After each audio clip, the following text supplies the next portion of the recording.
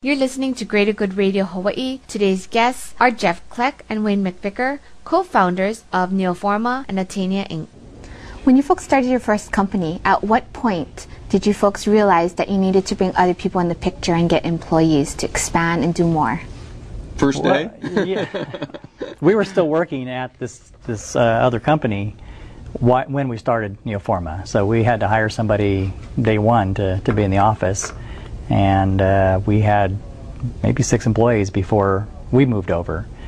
And yet, I think it was much later that we actually started handing over control of the company, which was a little different event, where we realized we had to slowly take ourselves back a little bit from the day-to-day, micromanaging every single process. And that didn't happen probably for about a year. You think you can give us maybe the brief story on how Neoforma got started, and then how it ramped up and exited and so on? And sure. Well, you guys had such great success. A lot of it's in Wayne's book. So here, why don't you prop that up? I'll get just a quick overview. The idea was really in the early 90s, and Wayne and I had the kernel of what later became known as business-to-business electronic commerce. And we were just focused at figuring out how to better equip rooms and hospitals with the equipment they needed. And that was the beginning of the first catalog of medical equipment.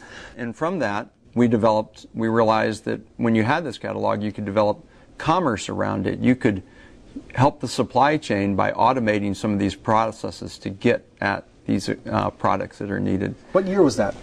And that was in the early 90s when we came up with the idea, 92. So and just before the internet kind of took off. Right, and it was not till 96 that we started the company, because then the internet, finally gave us a vehicle, and people started acknowledging it was, the right vehicle for doing this.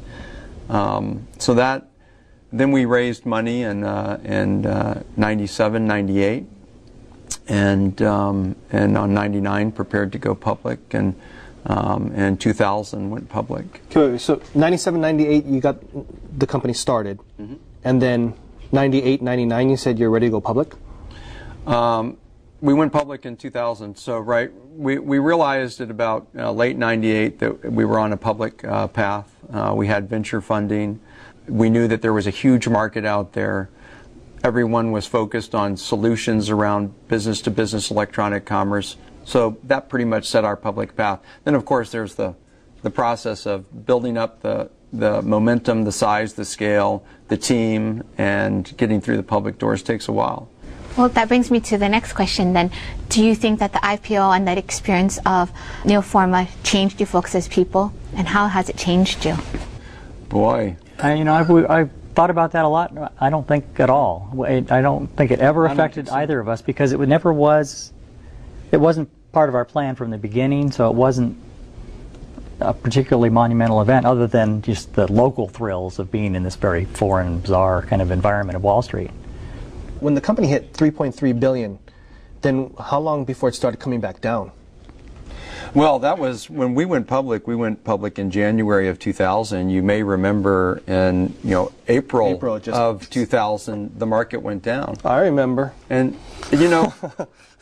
that actually, because we didn't get into this to build an IPO, that affected us less too, because we always knew we were building a company, and we were going to build a great company, and we were going to build a company that was going to do good for people, which we were doing. So our mission didn't change in the least, even though the market went down. We had gotten public, we had gotten money from the public markets to help grow that business, so we could kind of accomplish the piece we needed there. So it might have been more impactful to others, but I don't think it was that impactful to us. So in April, when things went down for the whole market, did you guys panic at all? Well, certainly we had a lot of balls in the air as far as negotiating with various companies out there, and that, there certainly is a stress that affected the company, because we had all the projects going on, and suddenly, all this uncertainty was spawned in everything we were doing, especially some of the bigger deals, and that was a source of stress, certainly. During these times, what was the best advice that you got, and who was that advice from? Boy, this is probably advice from Wayne.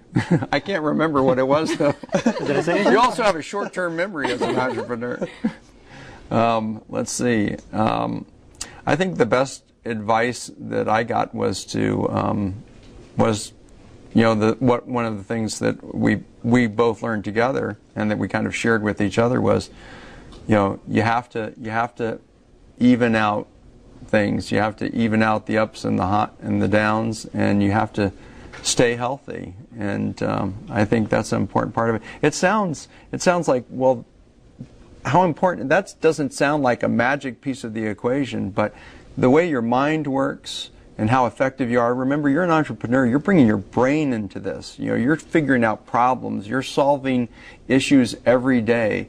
If your brain isn't functioning well, you don't have that advantage that an entrepreneur needs.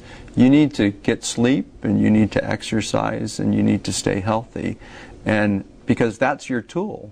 So I think that was kind of the important thing we shared with each other. We'd see when one was getting too far, working too hard, or the other was getting too stressed, and we'd make sure to point that out to each other. I think that helped. Thanks for tuning in. Stay tuned for more on Greater Good Radio.